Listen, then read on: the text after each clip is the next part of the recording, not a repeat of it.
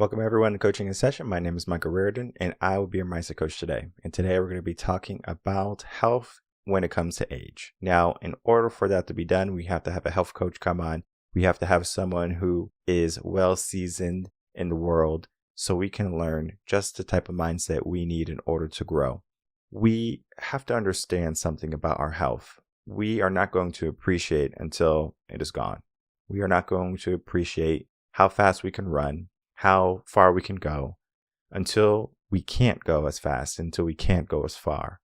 And it's something that we have to learn through wisdom, because we can't just say, like as a kid, look at our parents and they say, oh, you're going to be this way. And in your head, you're going to be like, no, not me. I had the same conversation with my grandmother. One time we were just in the backyard and she tried to catch me. She's like 50, 60 maybe at this point. I'm faster, right? I'm a kid. And so I'm zooming, I'm doing cartwheels, I'm doing backflips. But you asked me to do a cartwheel or a backflip today. I'm like, wait, let's think about this really quickly. Not that I can't do it, but I'm more conscious of it. Is it a fear? Is it something that's stopping me? Or is it an understanding that I have grown to a certain level? My body's a little bit different. So I'm not going to put myself in harm's way because I want to do a cartwheel, because I want to do a backflip. I'm very comfortable knowing I can do a cartwheel, backflip, but at the same time, it's like wisdom. Knowledge is knowing a tomato is a fruit. Wisdom is knowing not to put it into a fruit salad.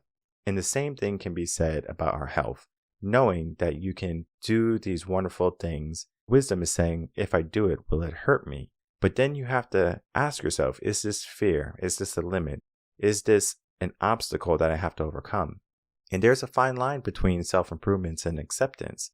And we're going to be talking about that today with my guest, Lyman, who is a health coach who has written a book that helps people realize that health can be an important asset in their life. So let's get into that interview with Al and myself so we can begin to break down just how important health is.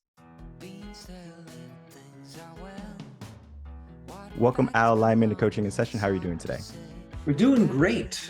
Mike, how about yourself? Doing well. Thanks so much for coming on. Today, we're going to be talking about your work, your life, everything you have done, specifically about your health, right? Health is one of those things that many people take for granted until it is lost, until it is threatened, that doctor's note, or we get the bad news of diabetes, the big C word. And I know people want to avoid any health ailment as much as they can, but sometimes they're not doing the things that they can do every single day to make sure that they're in the best health.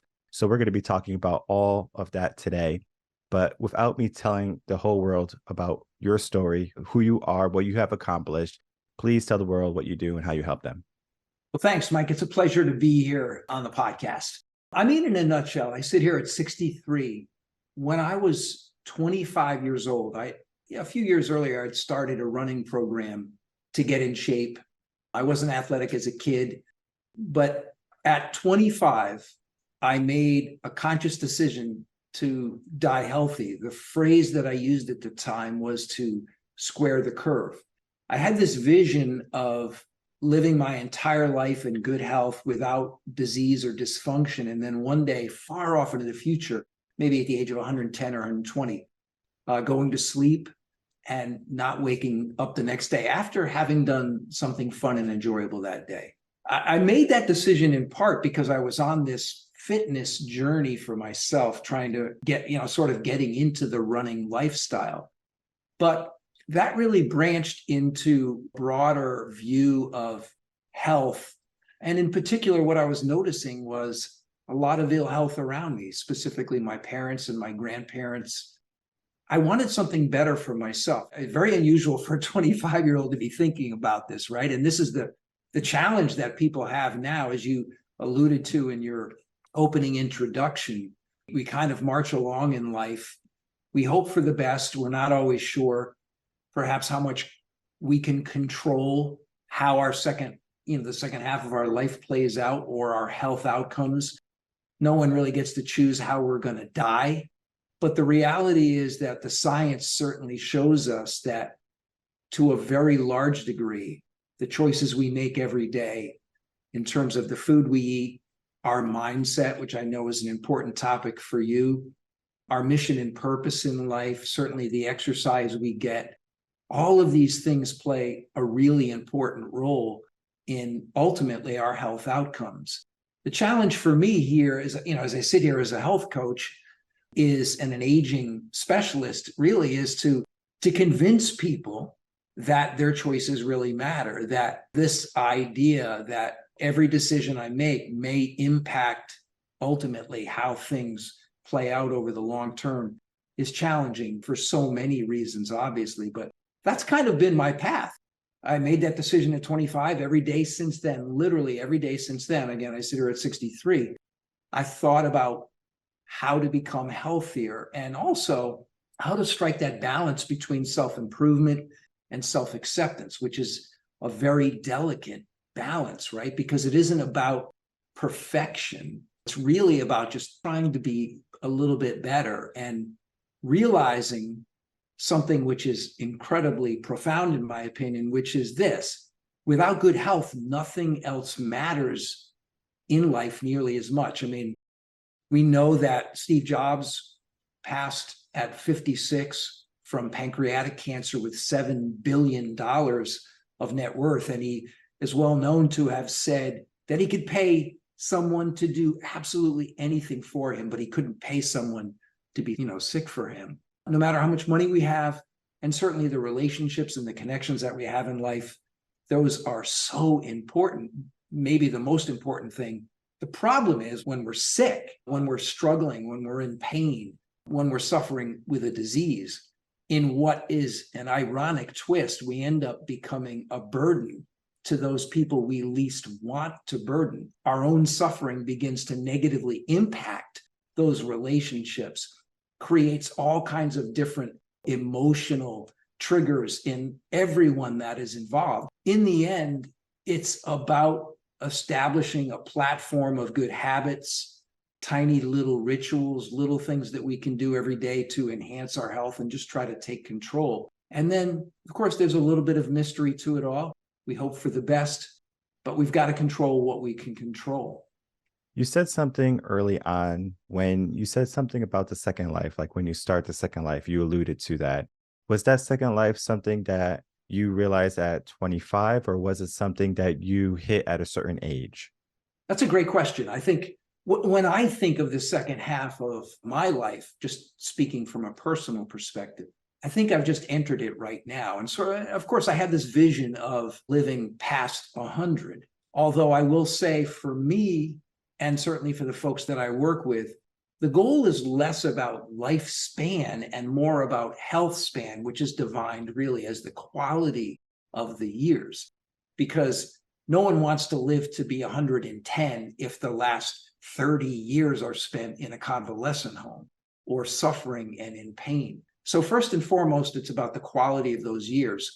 But I think, I don't know how old you are, Mike. I'm going to guess 25, 35. 35, yeah. There we go. There are changes that happen. And I love it when I hear somebody who turns 40 that goes, oh man, when you turn 40, I'm like, you ain't saying nothing yet, pal. At 40, I think I did 3 Ironman races in the year I turned 40. And I felt like I was absolutely bulletproof. When you turn 50, though, you really notice changes start to occur. And many of them are out of your control. Maybe a few more wrinkles, maybe a little bit more sagging skin. Maybe your hair starts to thin, those kinds of things. Of course, when you hit 60, now that rate at which the changes start to occur really goes up, sometimes even almost exponentially. And I'm guaranteeing that there are people out there that if there's someone listening right now that's 70, they're going, oh, Al, you haven't seen anything, man. Wait till you get to 70. So I think the thing is, in my mind, I always thought about this idea that as I looked around me, and by the way, this became super obvious to me during COVID, which is what made me sit down and decide to write my book, which I had been talking about for many years. But COVID just really brought all this to the fore in my own mind. But the way I've always thought about it is, and this may seem maybe, I don't know, gruesome to some people, but I think if you think of it in this context, and that is that I think too many of us die slow, gradual deaths before our actual demise. Sometimes those deaths are cognitive in the form of some kind of dementia. Sometimes they're emotional, and they're expressed in terms of some severe loneliness and isolation because of some perhaps health-related issue. Maybe they're related to some type of mental illness. And then, of course, there are the functional deaths. That is the loss of the ability to move around freely, to participate in life. I mean, I have this vision in my mind. I've got a 5-year-old grandson. His name is Theo. And whenever I visit Theo, they live quite a ways from me. But whenever I visit, I'm going to see him this weekend. It's going to be my goal to race him across the yard, and I'm going to try to beat him every time. And I know that probably by the time he gets to be in the 5th grade, I'm not going to be able to keep up with him anymore. But I had this vision of like racing Theo, like there's this grandfather racing him across the grassy field and, playing a game, just participating, maybe being there absolutely for Theo's wedding day, should he decide to become, married, or maybe if they, he and his future wife have children, being there for the birth of that, what would be a great grandchild. And not just being there, Mike, but participating, right? Because really my message is this simple idea that the memories that we create with those that we love and that we care about, those memories are what matter the most. My dad, as an example, passed more than, I guess, 22 years ago now, at a year older than I am right now. And in my book, I have a couple of pictures of my dad. I dedicated the book to him, but there's a picture, and it's a picture of him at 59, and he literally looks like he's probably 75. My dad lived a hard life. He was blue collar, and I always say that he did the best he could with what he knew at the time. And I think many of that generation didn't really know what we know today. But the bottom line is my son, my daughter, my grandchildren, there's just so many experiences, memories that haven't been created because my dad is gone. And that saddens me. That's my passion, sort of my mission, to share this message of just do the best that you can and try to take control. And if you can do that, then at least you give yourself the best chance. We look at what's happening with parents, especially today. People are having children at a later age. They're not having kids at 18, 19, 20 anymore. It's like 30, 35. It's a different lifestyle because you have built your career. You're most likely established, but you're a little bit older. And sometimes people, when they have a career focus, they put health on the back burner. They might not be in the best shape. They might not be in the best mindset. When they do have kids, they have maybe a couple years of being able to run with them, play with them, and then they can't keep up. I'm not sure if you saw a video. It's an older video now, probably like 6-7 months old now, where there was a lady taking her infant out of the car, and the infant was in a stroller. The parent was obese. And what happened was, I guess the parent tripped or something, and the kid started to roll down the hill into oncoming traffic. Now, the parent tried to get up, but the parent couldn't get up in time. Luckily, there was a bystander who saw what was going on, dashed over, stopped the stroller from going into the oncoming traffic. And that's just right. Looking at that should be a wake-up call for people, not even parents, but everyone. You never know when you have to take action. You never know when you have to show up. And it's so important that we look at our health as something that can save someone's life, not just our own. And when we give ourselves the purpose like that, then we can give ourselves more drive, more focus. Then we can have a more purposeful life, right, of fulfillment. But yet many people just take a bystander approach to health and fitness. If we had an opportunity today to look at our health and our fitness, what would be the first step someone can do at any age to begin to implement better health processes in their life?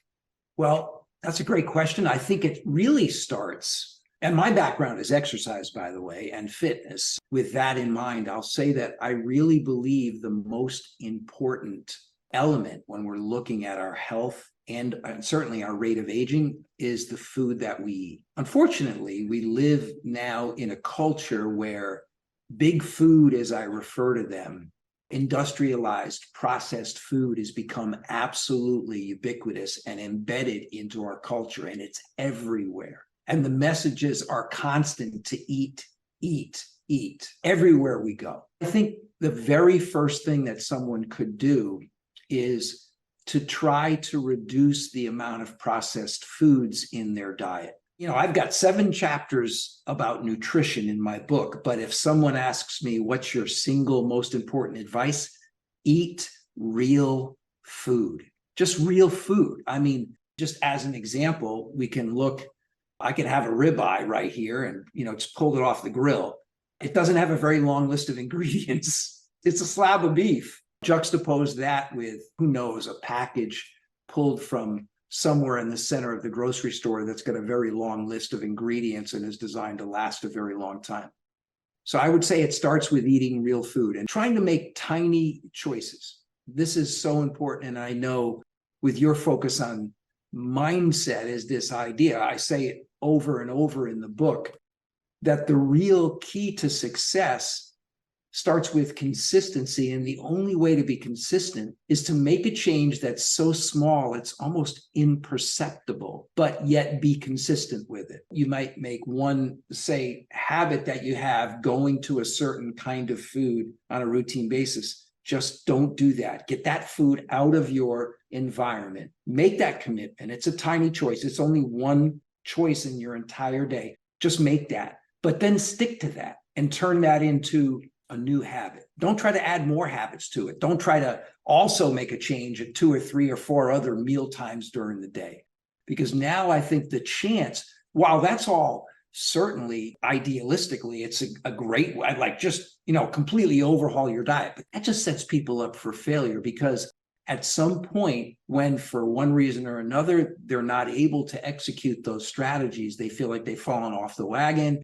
They get down on themselves. That inner critic kicks up and says, you suck. Why are you doing this? You ain't worth it. Things are just going to be the way they're going to be. Why are you trying to change yourself? You know what I mean? It's just this messaging, simple, actionable changes in habit, one tiny little thing. For someone who's used to sitting on the couch or in a chair most of the time, maybe 5 minutes of walking is a significant change in their activity level. Now, it's not going to sound a lot to somebody who's used to running 20 miles a week, or who rides their bike an hour a day, or goes to the gym for an hour. But for that person to get up and walk for 5 minutes straight could be significant. And if that's all they do, and if they back that up every day, then they're going to generate some momentum, and they're going to improve how they feel, and they're going to feel better about themselves. And the odds of them keeping that going, developing a string that they're not going to want to break. So then there's this idea that action is what drives motivation. It isn't motivation that just falls down on us like pixie dust. We're waiting for this magic thing to happen.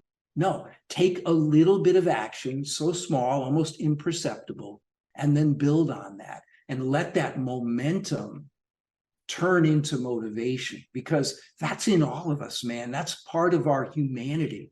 We all want to be better. But again, we're fighting these inner messages, our own inner critic, and also the noise that surrounds us. As I talk about in the book, there are so many reasons, to your point earlier about someone who's, say, 35.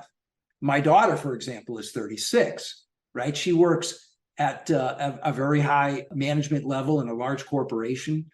There's Theo and also Josie, who's now 7 or 8 months old.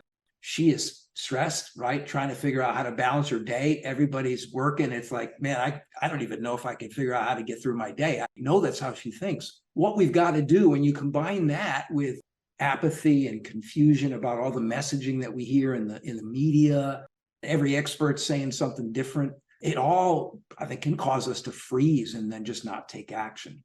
Tiny little changes. And I say that being someone who's done 9 Ironman triathlons, who have spent my entire life chasing accomplishments. But I think in a way, those accomplishments are a trap, right? Because it isn't about those things. It's much more about these simple habits, these simple changes that over time allow us. I guess the key here is it's about the journey, man, right?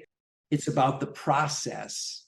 It's about all of these little changes over time that turn into a series of continuous goals that drive us every day versus some accomplishment or some big goal that may be down the road.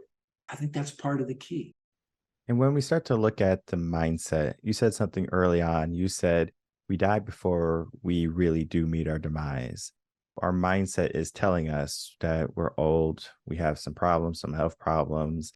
And if you believe at 90, you're 40, right? You're gonna do that. You're gonna still be the ballerina. You're still gonna be going to the grocery store. You're gonna be doing everything you're supposed to be doing or you have been doing. It's just because you have that mindset. A quick story. My father, he had a heart attack at age 54. He was an alcoholic, kept drinking, kept drinking. We tell him, don't drink that, kept drinking, right? Heart attack happens. He gets stroke. What happens is, he loses functionality of half his body. He has to go to therapy.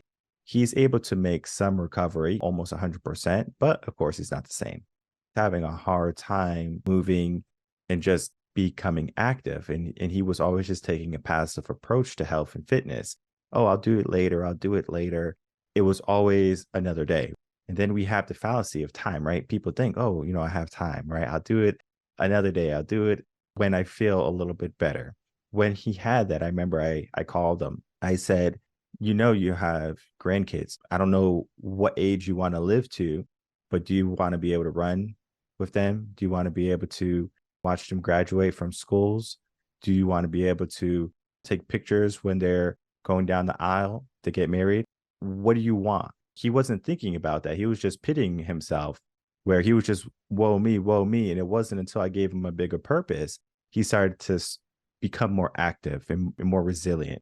That's an amazing mindset to have when you can look at something, not just for you, but for memory's sake. As you said, we want the memories. We want to build and create those memories. It's not so much of how much money we spend, but how many memories we can create. And I think that's where the joys of health come in, because if you are healthy, your memories are going to be so much better. You can walk on the beach with them. You could run with them. And that's going to be so much more sweet than, just looking at a picture and then that's it, or FaceTiming them because you really can't walk well. And I'm not saying that, of course, with age, things start to break down a little bit easier, more quicker, but it doesn't mean that we have to have that logic and say, well, I'm 70 years old. It makes sense that I can't walk anymore. No, no, no, no, no. If you're 70 years old, what can we do to be the best walkers, right? Maybe we do have to start to give ourselves an accomplishment, a challenge of doing an Ironman. It's not that we need to do it, but the mind is so powerful. If you give it a challenge, it shows up. And many people at a certain age, it seems like they stop challenging themselves. They stop saying, you know what? I'm going to be more than what I am today. They just find like a place of complacency. What happens with wolves that are older, they just find a little hole and they die. They separate themselves from the pack and they just go someplace and die. Mentally, our culture today, that's what they do. Now, they physically don't die. They'll get their DoorDash and their McDonald's and their Burger King delivered so they have some sustenance to sustain themselves. But mentally, they're gone. How can we start to invigorate life back into those individuals? Well, it's funny. When you were talking, I thought about one of my favorite authors is Kindra Hall. She wrote a book, Choose Your Story, Choose Your Life. And I reference it a few times in my book, but she often says, where the mind goes, the body will follow. In the epilogue to my book, Mike, and this is no reference to Simon Sinek, but in the epilogue, I kind of wrap this whole idea of what my message is to those readers by asking the question, what's your why? And also asking the two more questions. The second is, what matters more, your fear or your hopes? I think those are important questions that really speak to exactly what you talked about, because until your dad had a real reason that motivated him to look inside himself and question, the kind of person he wants to be for those that he loves and that love him, that why becomes incredibly important, because in the end, it's what drives us. In the epilogue, I tell the story of this German Christmas commercial. I'm sure you've seen it at some point. It's one of my favorite 90 seconds of video that I've ever seen. It's this old man and his alarm is going off and he gets himself out of bed very early in the morning and he sort of trudges into the garage and drags a kettlebell across the floor and tries to pick it up. And he's unable to pick it up and he's grunting and groaning. And This goes on for a number of days, and the neighbors are kind of looking at him like, what's going on? And he's really, and he just keeps working at it and working at it. One of the neighbors finally calls his daughter, who comes over, and the only spoken word in the entire commercial is when she looks at him and she goes, "Papa?" Like they can't figure out what he's doing as he tries to pick up this kettlebell every single day. And there are moments when he's looking at himself in the mirror, and you can tell he's contemplating and thinking about it. And he's got this little picture of this little girl that sits there on his nightstand. And then finally, at the end of this 90-second commercial, he gets himself into a suit and tie, sort of fixing himself up in the mirror. And he takes this package, Christmas gift, and he goes to visit his daughter. And as he's standing in the middle of the room, his granddaughter is coming down the stairs, and she smiles and he smiles. And then you quickly realize what this was all about. The package, the gift is for her. It's a star. And he grabs her by the waist and lifts her up so that she can put the star on the top of the tree. And everyone is crying, tears falling down their face, and just thinking about this moment. It's an incredibly powerful little film that really, in my mind, describes what was so important to this old man, that he was willing to grind every day in the garage and get himself up. At the end of the day, for each of us, there's a touch of discipline, which I believe is perhaps the most profound and important expression of self-love, this idea of self-discipline. But there's a little taste of that, but there's also this taste of what is more important, your hopes or your fears? What is ultimately driving you toward the decisions that you make? Are you hopeful for the future, or have you simply given up? I mean, Mike, I know you wake up every day. If you look yourself in the mirror and if you say, there's no hope for tomorrow, there's no hope for our country, there's no hope for me or my family, then your ability to continue on with your day with any ability to generate anything positive, of course, completely goes out the window.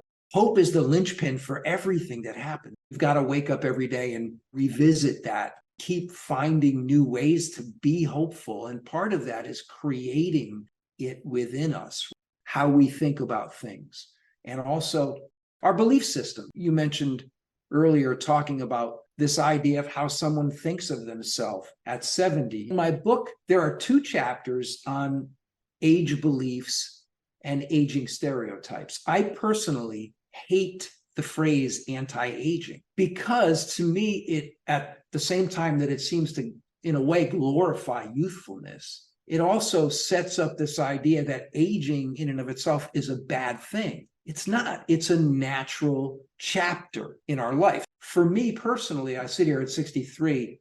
My worst days, I wish I was 35 again. But the other thing that I always come back to is, this is the chapter of my life where I am now. I have wisdom and experience now that I never had at 30. I didn't even know what I didn't know at 35, as an example. So I think for all of us, we need to find the best ways to embrace those chapters in our life. It isn't about trying to be something else other than we are. We just want to be the best version of ourselves in whatever chapter we're at, right? I think chapter 4 is really about how to rewrite the narrative in our minds and begin to understand that how we talk to ourselves about ourselves is how we create the life that we really want to live. And of course, that's, at the end of the day, it's largely about the action we take, but action never happens without belief, first and foremost, without some semblance of a why, some feeling of hopefulness, and then our ability to believe in the power of our choices. You talked earlier about the mind and how powerful the mind is. And I'll tell you, man, when I researched this book, and certainly what I've learned over the course of my life, I don't think there's any doubt that we can completely change our health with our mindset, with how we think, first and foremost. In fact, it's essential, because at the end of the day, what we manifest physically, emotionally, in the end, comes out of what goes on in our mind, the thoughts that we have. So it's all really interrelated and integrated in a very important way. And we talked about so many great things in our conversation today, from starting off with health, understanding the difference between improvement and acceptance, But then the last little bit, we talked about the concept of hope. And we do have to have some hope. We do have to have some type of why in our life, some type of purpose, as we said today. And when you can do that, you're going to start to take more action. And sometimes you have to get some skin in the game. Sometimes you have to reach out to someone, get a coach, get a mentor, get a guide, get a book that's going to just be that last spark in your life that's going to make everything different. I always say the book that changed your life is not the book that changed your life. It's probably all the books that were subsequent to that book that changed your life. Because I can give someone a book that changed my life and they read it and nothing happened. We have to build. And as we build, we grow. Take an opportunity today to keep on building, gain the knowledge, gain the wisdom, and then start to take action. And before we go, I would love to get some final words from you, Al, and then to tell the audience where they can find you. Thanks, Mike. First, the title of my book is Age Well and Feel Great, The Proven Path to Solving the Aging Puzzle and Going the Distance. It can be found at Amazon and also on my website, which is theallyman.com. Right on the website there, right above the fold, there's an opportunity for someone to just click a button and be taken to a page where they can learn a lot more about the latest coaching program I've launched, which is called B.E.A.T Aging. The word B.E.A.T being the acronym for belief, encouragement, accountability, and taking action. So that it's a transformation over the course of 12 weeks that really reflects what we've talked about today, which is that all of these elements, the ability for us to encourage ourselves and get encouragement from others in our support group, the necessity of having some kind of belief in the power of our choices. And then, of course, the accountability, that's necessary. Holding ourselves accountable for what we say we're going to do and having that support group or support person there for us. We all get here on the backs of those that come before us. Nobody does life solo. It definitely takes a team. And I think anybody who's ever achieved or accomplished anything, certainly your listeners right now that are listening, they know that anything that they've ever done required the support of teachers, mentors, coaches, partners, parents, siblings, and the list goes on and on. That's where folks can find me. And of course, Instagram, the Al Lyman, Twitter, Coach Al. I try to get on, as much social media as I can. And I find the conversations when they happen are really interesting and fascinating. And I guess the last little bit of wisdom that I would leave everybody with today is to really reiterate what I had mentioned before. And that is nothing else matters without good health. So for every one of us, every single person, whether you're 35 or 45 or 75, we have to believe and know that it's never too late to make a change, and it never is. I don't care how old you are. You can make one positive change, which can ultimately impact the quality of your life, right? We can't know when our final day is here, but it's never too late to make a change. So we've all got to accept the fact that without good health, very little of the other things that keep us busy in the course of our lives, it doesn't matter quite as much without that good health. But as I said earlier, the key is not biting off too much. I know yourself, obviously a high achiever, you got all of your own coaching and the podcast and so many things going on. I don't know whether you have a family or children, but the bottom line is we all have so many tasks in our day that can grab our attention. But if we don't pay ourselves first, if we don't take care of the temple, which is our body, our mindset, our physical, emotional, and mental health, if we don't pay attention to those things, then we may be faced someday with a diagnosis that changes our life in the worst way possible. And nobody wants to look back and go, if only. So start small, start really, really small, and then just give yourself an opportunity to build a little bit of momentum, let that connect to some motivation, and just keep going. And always come back to your why. Always come back to that hopefulness. And of course, it's not about perfection, man. It's just trying to be a little bit better every day. And if you do that, you lock into the process and the journey, then there's at least a better chance that the end will happen the way that we want it to happen. And the second half of our lives, Mike, will be the best half. Yeah, beautifully said. And that is what we need in our life. We need to start small. We need to have a reminder each and every day for us to not only accept what we have, but to look at what we can do. Just how you were talking about that commercial where the grandfather wanted to lift his grandchild up to put the star on the tree. We all have that bit of motivation in our life, right? Now, if you don't have a grandchild, you do have your health to look at. And I can't imagine anyone who would just think, 70 years old or at 65 when I retire, I want to feel like crap. Most people don't think that way. Most people want to hit 65 and they want to start the best years of their life. You don't have to wait till 65 to start the best years of your life, especially if it's going to be at the sacrifice of your health. I encourage everyone to check out the work that Al does. It's going to be maybe the starting point for you. It could be the point where you realize that now is the time to take action. And if you are in the mood for reading a book, I think Al has a great book and he's going to be that author that might be that tipping point for you. That might, just be that wake up call for you. It just changes your whole life. Maybe you have an elderly parent, a grandparent, someone who needs to read that book. Pass that to them, right? Just say, here's a gift. I want you to read this. I want you to talk to me after this book and tell me what you've learned. And that is where we need to be. We learn, we grow, and together we can prosper. I want to thank you so much, Al, for coming on, sharing a little bit of your wisdom with us today, and just having a great conversation. Yeah, it's been a lot of fun for me. I love to share. So I appreciate the opportunity. All right, everyone. I'd like to thank you so much for watching that interview with Al Lyman and myself. As always, all his links are going to be in the description box below, so you can easily find him, get his book, follow him on social medias, and that is going to be the best way to reach him. And it's going to show him that what he is doing has significance. And that's what we're trying to create here in Coaching in Session, some significance in your life at any age. You can be 70 listening to this episode. You can be 30 listening to this episode. And if you are at a young age listening to Coaching in Session, kudos to you. If you are listening and you have elderly parents, grandparents, friends, pass this episode to them. Tell them about Coaching in Session. Say, I want you to listen to a couple episodes of Coaching in Session. And we have something for everybody. Whether we talk about health and fitness, we talk about relationships, we talk about career, we talk about money, and we bring those coaches to you. And you don't have to listen to every single episode of Coaching in Session. I don't expect you to. I just want you to go through the library that we have created and to click the ones that resonate with you. The titles are going to tell you exactly what's going on. If you don't want to read the title, then you can read something a little bit longer, the description.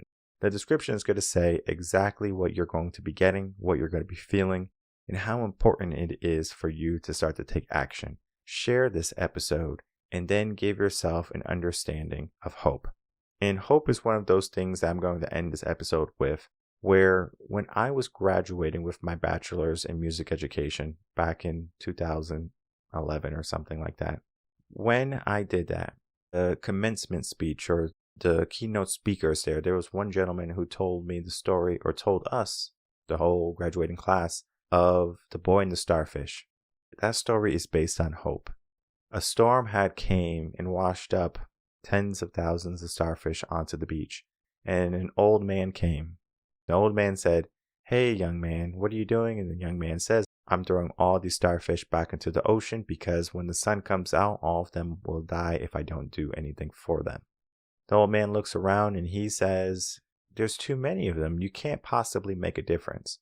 And so the boy looked at the old man, bent down, picked up a starfish, threw it as hard as he could, and he said, "I made a difference for that one."